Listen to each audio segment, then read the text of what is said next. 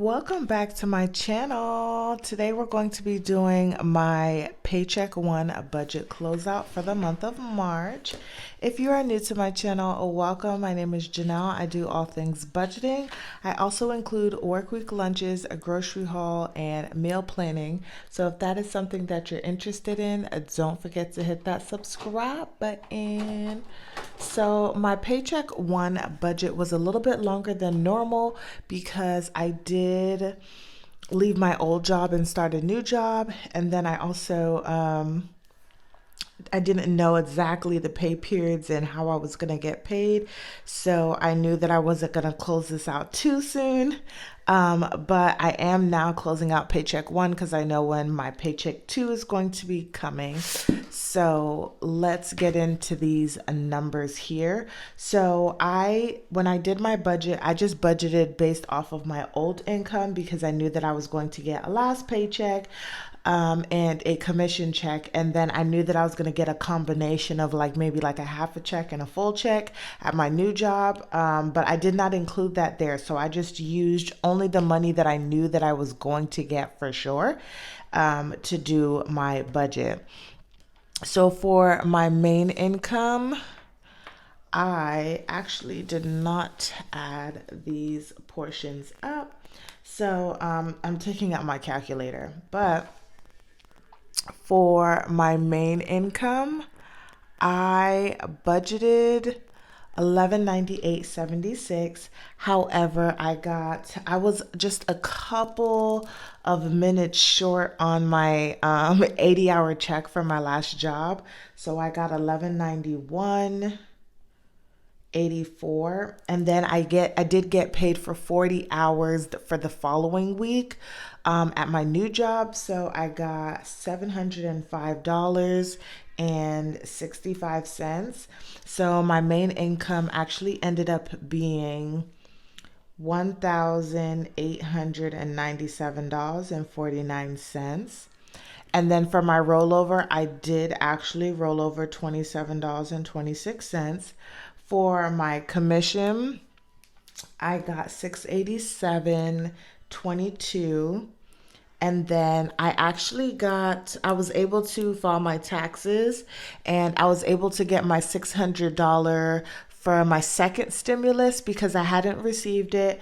I finally got word maybe the day before I filed my taxes that for some weird reason, whenever they sent it, it just went back to the IRS because they could not get my address, which is so weird because all of my other mail got forwarded, including the mail that they sent me saying that they were unable to send me my check. So it was super weird. And now I'm just even a little bit more frustrated because it's the same thing that's going on with this third stimulus check. So it's whatever. But I was able to get that plus whatever extra taxes I had paid last year. So I got $807 back. So my total for commission and other income came out to $1494.22, which brought my total income from the 4th of March until the 20th to 3418.97. And these are going to be all of the bills that I have to pay from when I did Paycheck One. I did all of the bills that I would have to pay for until I got my second paycheck. So we're going to get down into the expenses since we're working with $3,418.97. So we have my Capital One Auto. I pay my Capital One bill every 2 weeks. However, since I got that extra money, I just went ahead and made sure that the entire bill was paid off, or the total amount was paid off. So we're at $500 right now. And I'll talk about this in my debt video, but I did post a debt confessions video, and I'll link it in the description box below. And I did get very good advice on how to tackle my debt. So I was originally just really trying to go ahead and finish up this Capital One. However, I've decided that I think that I'm just going to go ahead and kind of follow the debt snowball. I know that it works. It worked for me previously. So my next debt is going to be paying for my PayPal card instead. But I think that if I get my stimulus check in time, I'll be able to pay off my PayPal card and still be able to put money to my Capital One. So we'll see what happens by the 7th of next month. So for now, my Capital One is fully paid for the month. I had a $300 transfer to my household account and I was able to accomplish that. Netflix was at $19.47 and that is what I paid. I did put $50 to my buffer. For Discover, we had company at our house. My boyfriend's mom was here. We actually spent more than what we were planning to on that card. So, to not leave a huge balance, instead of needing to pay 92.05, I ended up just paying $200. So there is some money left on there, but we're gonna kind of take care of that over the next couple of weeks. Capital One credit card, I budgeted $50, but because I was able to get some money back in my taxes and I had already told myself that the stimulus checks were going towards debt, so I put $903.17 to pay off that Capital One card so I don't have to worry about it anymore. My PayPal card, I did go ahead and pay the $68.61. My Ashley's Furniture card, that got paid $96. I forgot to put Acorns in my actual budget, so I didn't put anything here, but the $3 did come out. And then for my unbudgeted miscellaneous account, which most of my money, you guys, went to Girl Scout cookies. Thank goodness I'm over it and done. But I love my Girl Scout cookies, y'all. I spent 127.33, and this is just every charge that I've made on my debit card plus $7 of this actually was a rollover to my savings. I have Wells Fargo and I got it while I was in college. So the way that to help me save, every time I swipe my card, $1 was transferred to my savings account. So that's how that is. And so my total amount of expenses came out. It was supposed to be $926,013, and it was $2,454.13. I'm not too mad at this number, you guys, because 900 of that went to paying off a card. My car is also paid off in this first paycheck as well. So all these other numbers are not too shabby at all. Then I have my cashless cash envelope. So I do digital budgeting as well. And so my cash, my savings, and my sinking funds are all in savings accounts and checking accounts. So my cash is in my Capital One checking account. So for groceries, I budgeted 154 and I took out 154. For gas, I budgeted 50, but I ended up doing 110. And I can already tell you guys that I'm going to be well over budget in gas.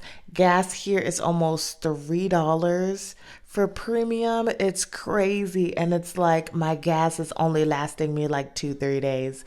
It is ridiculous. So I am going to have to revamp again my April's budget to put some more money into the gas budget so that I'm not going to be over. For household, I budgeted 20 and I did 20. For personal, I budgeted 35 and I did 35. And then for miscellaneous, I budgeted 20 and I did 20. So instead of my budgeted, which was 279, I actually ended up doing 339.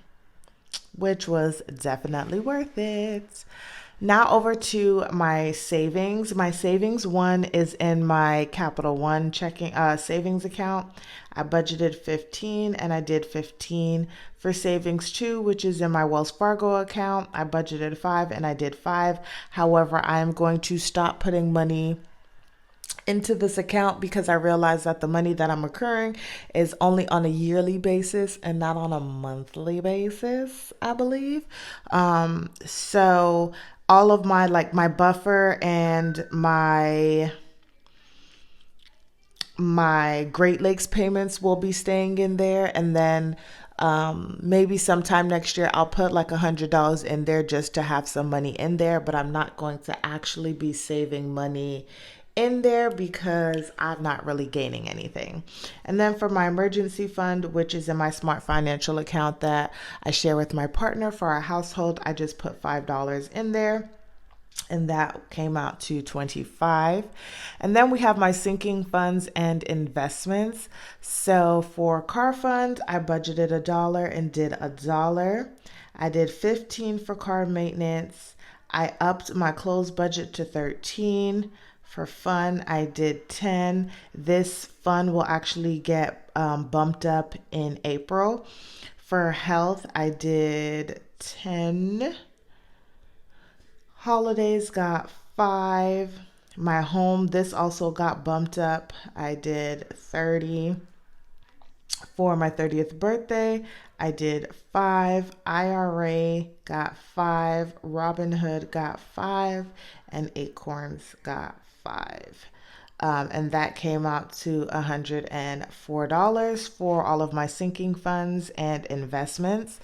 So down here at the bottom is just going to be my summary of everything that I spent. So my expenses came out to $2,454.13. My cash came out to $339. My savings was at $25.